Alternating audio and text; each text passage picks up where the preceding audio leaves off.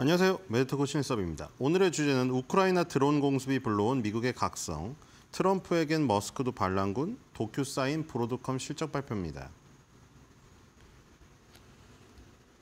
자, 이번에 그 우크라이나의 그 드론 기술들 정말 뉴스를 보면서 정말 대단하다고 지금 생각을 하고 있죠, 다들? 어떻게 저런 그 전황 속에서도 저런 개발을 했을까? 그리고 지금 뭐 전세를 완전히 역전해가지고 승리를 할지는 거기까지는 모르겠어요. 이게 굉장히 지난한 과정이기 때문에. 근데 어쨌든 굉장히 큰 성과를 중간중간에 거두고 있죠.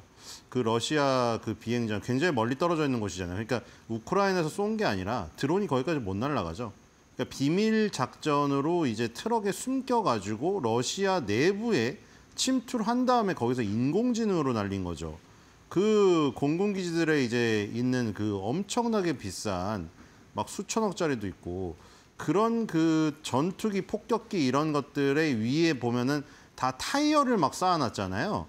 근데 그 타이어를 쌓아놨는데도 이제 인공지능으로 세밀하게 조정을 하여 그 사이에 떨어뜨려가지고 폭발을 시키는, 연료가 가득 차 있는 지금 뭐 전투기 같은 경우에는 굉장히 큰 폭발이 일어나는, 그렇죠? 그래서 지금 저런 그 드론의 시대, 이제 나중에 만약에 처음부터 습격을 안 받고 완전 전투 태세가 갖춰져 있는 상태에서 싸웠으면 어떻게 됐을지 알 수 없는. 그러니까 앨런 머스크가 극단적으로 말하는 거는 맞는데, 맞죠? 항상 굉장히 극단적으로 얘기를 하죠. 하지만 일리가 있는 말이었잖아요. 그러니까 로키드 마틴은 도대체 뭐 하냐? 저런 바보같이 큰 것만 만들고 있다. 물론 그렇다고 해서 로키드 마틴이 그동안 해왔던 사업들, 지금 이런 전투기 세대별로 진화되는 전투기 사업을 그만둬야 되냐? 이거에 대해는 이건 아니죠. 그런데 이제 앨런 머스크가 얘기한 건 그거죠. 다른 데서는 이제 벌떼 드론으로, 그리고 드론의 가격이 워낙 싸기 때문에, 물론 절대적인 가격이 우리가 생각하는 것보다 싸진 않죠. 근데 이제 전투기에 비해 어마어마하게 싼 가성비를 자랑하기 때문에 그런 드론 하나로 수천억 원, 수백억 원짜리 전투기가 파괴가 되면 얼마나 아깝냐 이거죠. 가성비가 떨어지니까. 그래서 중국의 벌떼 드론 사진을 올리면서 머스크가 로키드 마틴이라는 그 거대 방산 회사를 비아냥댔잖아요. 그러니까 그게 뭐 로키드 마틴을 너무 무시한 발언이긴 했지만 어쨌든 앨런 머스크가 하고자 하는 얘기는 미래의 전쟁은 드론이 중요한 역할을 할 것이다. 그 얘기죠. 그 얘기는 다들 인정을 하는 것이고, 우크라이나 지금 그 어떤 드론의 기술에서도 확 느낄 수가 있겠죠. 그러니까 트럼프도 그걸 모를 리가 없기 때문에, 물론 거대한 것들도 발표했죠. F-47 누가 따갔죠? 보잉이 따가면서 그때 로키드 마틴이 항상 그 개발을 해왔었는데 보잉이 어떤 기사회생의 기회를 가졌죠. 지금 민간 항공기에서도 계속 안 좋은 소식이 터지고 사고가 나고 무슨 뭐 계기판이 오작동을 나고 뭐 계속 여론은 굉장히 안 좋아지고 이런데 중동 3개국 순방에서 보잉이 굉장히 큰 그 수주들을 따가지 않았습니까? 거기다가 이제 방산 부분에서는 F-47, 뭐 47이 47대 대통령 트럼프를 기리느니 뭐니 뭐 얘기가 많은데, 어쨌든 F-47이 6세대 전투기, 이제 차세대 전투기죠. 그 최첨단 차세대 전투기의 어떤 수주를 보잉이 따가면서 로키드 마틴을 한번 뭐 지금 그 태클을 걸어볼 만한 이 위치에 섰는데, 어쨌든 F-47도 얘기를 했고 이제 개발이 될 겁니다. 근데 이제 골든돔도 얘기하죠. 뭐 혹자들은 이제 그게 말이 되느냐, 그 골든돔이 그 어마어마한 뭐 아이언돔보다 조금 더 낫다고 해서 골든돔으로 했는데 무슨 저게 무슨 어벤져스 영화에 나오는 것도 아니고 골든돔 이름도 촌스럽고 뭐 어쩌고 하는데, 어쨌든 트럼프는 그 전체를 다 방어하겠다는 거죠. 뭐 어떤 말까지 했죠? 우주에서 쏴도 막을 수 있다고 했잖아요, 자기가. 그리고 이런 지금 시스템은 전 세계 어디에도 없다. 이스라엘 아이언돔보다 훨씬 더 진화된 단계다고 하면서, 물론 푸틴은 자기가 개발한 초음속 미사일이라던가 아니면 거기서 여러 가지로 탄이 나가는 게 있잖아요. 한 번 탄이 폭발하고 여러 가지로 그 분리돼서 나가는 거, 그거 못 막는다. 서방의 어떤 방어 체계도 못 막는다고 했지만 지금 트럼프는 골든돔이라는 어떤 체계를 갖추려고 합니다. 그러니까 F-47 차세대 전투기랑 골든돔은 어마어마한 크기의 거대한 어떤 프로젝트들이고, 이제 이 트럼프도 그걸 안 거죠. 머스크가 지적했던 그 부분을. 너무 가성비가 좋은 드론으로 그 비싼 프로젝트를 통해 가지고 개발한 엄청난 금액의 전투기라던가 이 뭐 골든돔들이 막 뚫리는 모습들. 그러니까 벌떼 드론으로 막 쏴가지고 아이언돔도 몇 개 뚫리고 이러잖아요. 그러니까 이 너무 조그마니까. 그러니까 지금 파리채로 파리를 잡아야 되는데 야구 방망이로 파리를 잡으려니까 힘든 거예요, 이게. 그리고 야구 방망이로 잡는다고 한들 돈이 많이 드는 거죠. 우리나라도 그때 논란이 많이 있었죠. 북한 드론이 막 서울 도심 항공을 다 날아다니는데 왜 보고만 있었냐. 근데 그거를 미사일로 쏠 수가 없는 게 일단 미사일로 맞춰도 문제고 맞춰도 그럼 우리나라 서울 시민 머리 위로 떨어져 버릴 거 아닙니까? 그리고 그거를 쏜다고 하더라도 미사일 한 번 쏘는데 얼만데 그 드론 하나 잡으려고 요즘에는 골판지 드론도 나오는 거 아시죠? 그냥 저기 분리수 극단적으로 얘기하면은 아파트 분리수거하면서 골판지 주워다가 그 골판지로 드론을 만들어요. 근데 그 골판지 드론 하나 잡으려고 몇억 원짜리 미사일을 쏠 수는 없잖아요. 그러니까 지금 그런 가성비 때문에 이 지금 트럼프도 그 부분을 지금 간과할 수가 없는 겁니다. 그리고 이제 중국의 6세대 전투기가 공개됐어요. 그 미국의 F-47이 6세대인데 중국의 6세대 전투기의 새 사진이 공개됐는데 거기에 두 가지 능력이 초음속 순항, 초음속으로 가서 레이더에 안 잡힙니다. 그다음에 드론을 제어할 수 있는 이 지금 6세대 전투기가 제어를 해서 드론들을 데리고 다니는 거죠. 행진으로. 이제 행군을 하는 거죠. 이제 같이 이제 진열을 갖춰가지고 전투기가 있고 조그만 드론들이 대열을 형성해서 한꺼번에 종합 전투를 벌이는 거예요. 그래서 이런 능력이 있고 근데 민간 쪽에서는 중국의 선전에 본사를 둔 DJI 우리 그 유튜브 하시는 분들 많이 아시죠? 아니면 뭐 셀카 많이 찍으시는 분들 오즈모라고 그 막 들고 다니면서 맛집 찍잖아요. 그 오즈모 그거 만든 회사가 DJI잖아요. 근데 오즈모 같은 그 카메라 봉만 셀카만 잘 만드는 게 아니라 이 그 미국 소비자용 드론 시장의 90% 점유하고 있고 전 세계 시장의 70% 점유하고 있습니다. 그러니까 우리나라도 그때 그랬잖아요. 우리나라가 무슨 저기 드론을 쌀포대를 메고 한강 남쪽에서 북쪽으로 가는데 하필이면은 중국 드론을 갖고 실험해 갖고 난리가 났잖아요. 아니 한국 서울시에서 행사를 하는데 왜 중국 드론을 하냐. 근데 어쩔 수가 없는 게 중국 드론이 다 먹었어요.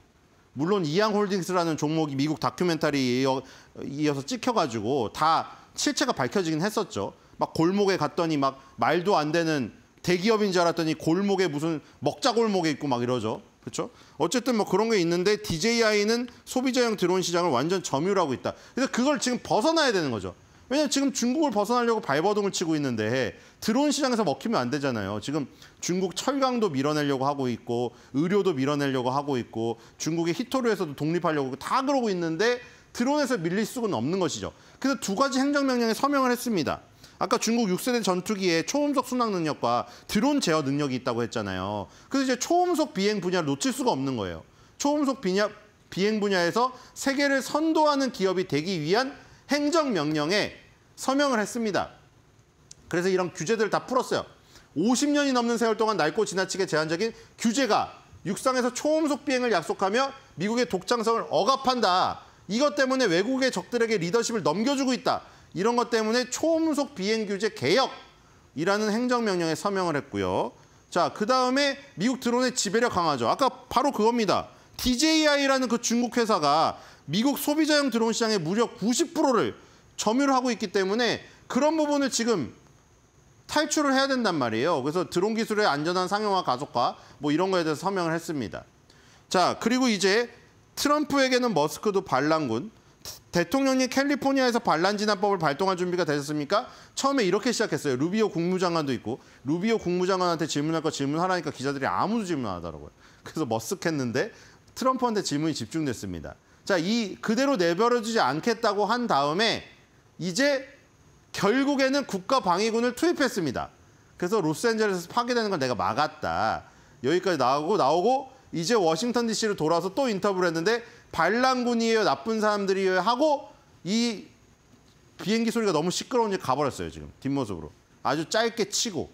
자, 그다음에 테슬라 CEO와 대화할 의향이 없다. 그리고 경고했습니다. 지금 대선 출마설까지 나왔어요, 이제는.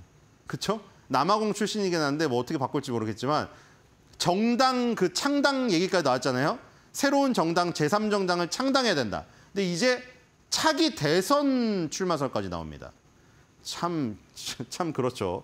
자, 지금 공화당원에 맞서서 출마하는, 그러니까 예산안을 찬성하는 공화당원에 맞서서 출마하는 후보에게 자금을 만약 대면 경고, 준다고 지금 경고를 날렸습니다. 매우 심각한 결과에 직면하게 될 것이다. 기자가 매우 심각한 결과가 무엇이냐고까지 물어봤어요. 궁금해서. 근데 그것에 대한 답변은 안 했습니다. 과연 매우 심각한 결과가 뭘지 궁금하고요. 자, 오랜만에 나바로가 나왔습니다. 자, 나바로랑 엄청 초반에 싸우다가 그게 스카페센트한테 넘어갔죠. 스카페센트랑 그 얘기가 나왔죠. 서로 가슴에 박치기 했다고. 옛날에 프랑스 지단 선수가 그 박치기에서 퇴장당한 그것처럼 박치기를 했대요. 그 백악관 그 복도에서. 그리고 그 마지막에 그 황금 열쇠 받을 때 멍들고 온 사진은 지금 굉장히 다 추측이 일어나는데 도대체 뭔지 모르겠는데 UFC 뛰고 왔는지 모르겠어요. 멍들어 왔잖아요, 눈이. 그거에 대한 거는 어떻게 되는지 모르겠으나 어쨌든 가슴에 서로 받고 스코페센트랑 주먹 다짐까지 갔답니다. 근데 그 전에 나바로, 훨씬 더 나이 많으신 분 있죠. 백악관 경제자문, 이 경제고문, 이분이랑 계속 싸웠잖아요. 머스크가 이 나바로 고문한테 벽돌보다 멍청한 사람이라고 했어요. 그다음에 나바로는 그러자 머스크 보고 자동차 조립업자라고 했습니다. 그러니까 아무 아이디어도 없고 그냥 부품 갖다가 레고처럼 조립하는 조립업자라고 놀렸어요. 그렇게 싸웠습니다. 자, 오랜만에 인터뷰를 했는데 의회 예산국 또 나왔습니다. 이거 지금 캐롤라인 레빗 대변인 트럼프 대통령 스코페센트 재무장관 하는 얘기 똑같아요. 의회 예산국 CBO의 주장은 GDP 예상치를 너무나 낮게 잡았고 여기에서는 전부 민주당 의원들에게만 그 후원을 하고 그러니까 민주당 기구라는 거예요. 공화당을 싫어하는. 그래서 10년 동안 수조 달러에 달하는 규모의 부채를 늘릴 것이라고 주장하는데 CBO가 이 가정한 수치가 틀렸다. 또 나오죠, 이거. CBO가 1.7이냐 1.8이냐 약간의 차이는 있어요. 스코페센트가 말하거나 캐롤라인 레빗 대변인이 말하는 게. 근데 거의 비슷하죠. 1.7, 1.8짜리 성장률을 가정해놓고 트럼프가 뭐라고 했습니다. 우리는 최소 3%, 많으면은 저 1.7의 5배까지 지금 만약 비전을 세우고 있는데 1.7%짜리 성장률을 갖다 놓고 거기다가 부채 비율을 대입하니까 높아 보인다. 하지만 우리는 훨씬 더 빨리 성장할 자신감이 있다. 똑같은 얘기하고 있습니다. 이 성장률을 1% 정도 과소평가했다. 여긴 낮게 잡은 경우죠, 나바로는. 나바로가 1% 정도 과소평가했던 한 2.7 얘기하는 것 같은데 트럼프는 최소 3%를 얘기했습니다. GDP 3% 얘기했어요. 그래서 지금 GDP 성장률을 엄청나게 빠른 속도로 끌어올리면 2조 달러가 늘어나는데 우린 관세 수입도 있으니까 결국 5조 달러를 늘어난다는 거예요. 그다음에 이제 머스크에 대한 얘기했죠. 자, 미국이 경기 침체에 빠질 거다. 이 감세 법안 때문에 나간 거잖아요. 감세 법안이 단 하나의 아름답고 크고 아름다운 법안은 절대 없다고 하면서 앨런 머스크가 나가버렸죠. 앨런 머스크의 발언에서 어떻게 얘기하냐. 그랬더니 감세뿐만 아니라 관세도 안 좋아한대요. 그러니까 이건 처음부터 트럼프랑 맞지가 않는 거였어요, 원래. 이게 보니까. 트럼프가 지금 양팔의 저울로 하는 거잖아요. 지금 관세랑 감세. 관세를 다른 나라한테 많이 갈취하여 또 감세 법안까지 해서 미국 소비자들이 미국 국민들이 거의 돈이 안 나가게 해준다는 거잖아요. 관세를 만약에 충분히 많이 갈취를 하면 아예 소득세 폐지를 해주겠다고 했잖아요. 감세가 아니라 완전 면세. 그런데 앨런 머스크는 지금 감세 법안에도 단 하나의 아름답고 크고 큰 법안은 없다고 하고 반대를 했고 관세도 좋아하지 않는다고 하잖아요. 그럼 관세, 감세 다 싫다는 거예요, 이게 지금. 머스크는 원래 이 트럼프의 법안 자체를 반대하는 사람이에요. 근데 왜 베팅을 했는지 모르겠으나, 그렇죠? 경기 침체와 인플레이션을 초래할 것이라고 말한 모든 사람들이 명백히 완전히 틀렸다고 말하고 싶답니다. 경기 침체와 인플레이션이 아니라 우리가 얻은 것은 가격 안정과 성장이다. 이거 지금 트럼프가 얘기하는 거랑 똑같죠. 트럼프가 맨날 강조하는 게 이거 아닙니까? 내가 달걀값 낮춰놨죠. 그다음에 휘발유값 잡았다. 약값도 인하해줬어. 근데 왜 파월은 금리 인하를 안 해? 우리한테는 훌륭한 의장이 있었다면 금리 인하를 했을 텐데 느림보 거북이 같은 훌륭하지 못한 의장 때문에 타이밍을 또 놓치네. 이 얘기를 하는 겁니다. 도대체 왜 인플레이션 우려를 걱정하나? 계속 그 얘기하는 거죠. 우린 그리고 성장하고 있다. 주가가 말해주지 않고 있느냐. 똑같습니다. 그리고 이제 마지막에 자, 옛날에 하도 벽돌같이 멍청한 사람, 자동차 조리업자 서로 설전을 주고받았으니 자, 이제 사라지지 않았느냐. 황금 열쇠 받고 대우받고 나갔다. 자, 사라진 거 보고 기쁘지 않습니까? 그랬더니 뭐 그렇게 포커페이스인지 모르겠는데 그렇게 기뻐하는 내색은 안 했어요. 백악관을 드나드는 건 똑같다. 우리는 어차피 나도 그렇고 만료일이 있다. 만료일이 있는 특별한 정부 직원이기 때문에 뭐 그게 그만두는 게 언제든 예상되어 있어서 대단한 건 아니다. 막 속으로는 좋아하는지 모르겠는데 좋아하는 티는 크게 안 내더라고요. 자, 도큐사인하고 브로드컴 실적 보겠습니다. 자, 도큐사인은 이제 그 전자서명 업체죠. 코로나 때 엄청 떴었죠. 줌 비디오 커뮤니케이션이라든가 도큐사인 같은 업체가 코로나 때 대면 회의 못하고 비대면 회의, 화상 회의하고 전자서명 하니까 이런 업체들이 떴었죠. 자, 8% 매출이 늘었네요. 763.7 밀리언 달러. 그리고 순이익단이 좋아요. 순이익이 72.1 밀리언인데 100% 초과입니다. 그렇죠? 이거 약간 엔비디아 실적 발표에서 이런 거 맨날 봤죠. 이 초과 100%가 초과돼서 몇 %로 표기를 안 되고 그냥 100% 초과로 표기를 해요. 자, EPS도 0.34인데 100% 초과했습니다. 자, 그리고 조정을 일회성 비용을 제거해 주니까 0.90으로 펄 플러스 10% 지금 올랐네요. 물론 이 지금 퍼센트지는 많이 줄었어요. 일회성 비용이라든가 일회성 이익 같은 거를 제거해 주니까. 이 모델은 아주 간단합니다. 구독 서비스 모델이죠. 전문 서비스 영역은 마이너스 4% 감소했지만 구독 서비스가 98%를 차지하고 있기 때문에 그 부분이 8% 증가를 했습니다. 그렇죠? 여기 지금 구독 서비스를 통해 가지고 계속해서 쌓이면 이득이 나는 업체고요. 차트를 보겠습니다. 자, 지금 고점 추세선을 돌파하려는 모습이 지금 보이고 있고요. 일봉에서. 자, 주봉에서도 지금 수렴을 하고 있죠. 자, 보니까 지금 50주선과 20주선, 200주선, 20주선이 지금 완전히 모이고 있는데 그 사이에 지금 주가가 끼어 있는 모습입니다. 자, 월봉을 보겠습니다. 아, 여기에 막혀서 그렇군요. 결국. 그렇죠? 여기에 50개월선이 있었습니다. 여기 보시면 항상 저항을 받고 있는 거 보이죠? 여기에 뚫어야 됩니다. 이게 바로 이 모습이죠. 코로나 때 2020년 때 대박이 났잖아요. 줌 비디오 커뮤니케이션하고 도큐사인 다 이렇게 됐어요. 그러다가 코로나가 이제 다 풀리고 다시 이제 사회활동을 하기 시작하니까 다시 제자리로 갔어요. 이걸 이겨낸 게 넷플릭스고, 이 넷플릭스 같은 모델이 아니다 보니까 제자리로 가서 밑바닥을 긁은 다음에 지금 올라오고 있는 모습이죠. 줌 비디오 커뮤니케이션이나 도큐사인이나 상당히 유사합니다. 여기서 이제 성장성을 더 구가한다면 넷플릭스 같은 모델처럼, 넷플릭스는 여기 고점을 넘어서서 저기까지 갔어요. 그렇죠? 그런 모델처럼 성장을 하는 상황이 아니기 때문에 이 정도에 머무르고 있습니다. 자, 그다음에 브로드컴이죠. AVGO. 자, 20% 매출 성장 15.0 빌리언 달러 나왔고요.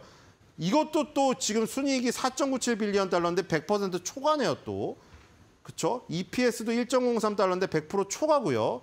자, 물론 이제 일회성 비용이나 일회성 이익을 제거해 주자 100% 초과까지는 안 나오고요. 플러스 44%네요. 도큐사인보다는 일회성을 제거해 주니까 성장이 굉장히 거의 50% 성장을 했네요. 그렇죠?